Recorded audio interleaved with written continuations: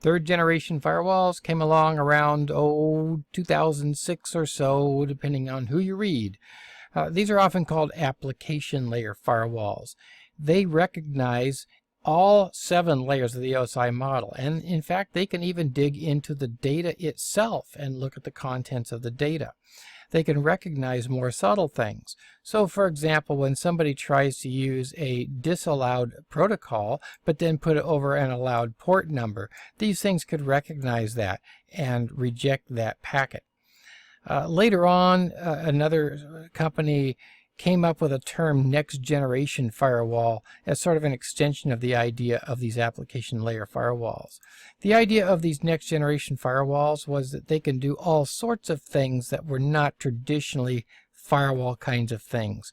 Content filtering, for example. So in other words, certain words or phrases or types of content you don't want can be filtered out.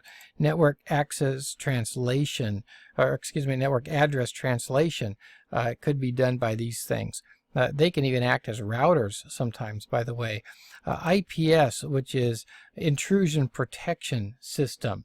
So they can recognize intrusions and shut down systems based on that. ID management, that is to say, they can do authentication as well. Deep packet inspection, again, dipping into the data itself.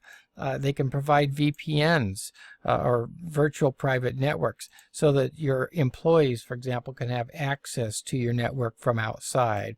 They can do antivirus. Quality of service. Now, quality of service has to do with allowing certain kinds of traffic to have priority over other kinds of traffic.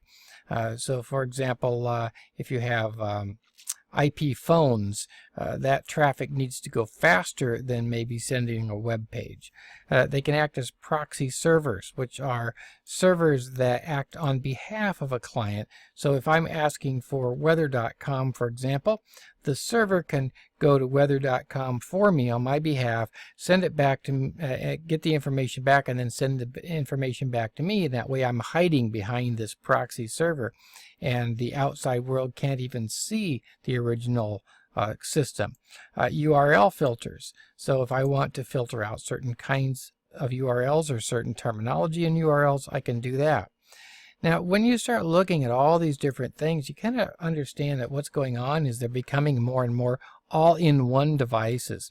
And we do have a term for that, UTM, Universal Threat Management, these all-in-one devices.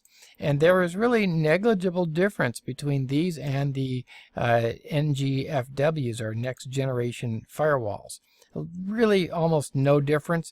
The only difference you might really be able to find is that a UTM is often a device that is a little bit lower end and might be used in a small business world, whereas these next generation firewalls are usually very powerful, big, high-end industrial grade firewalls that that might be purchased by a large company.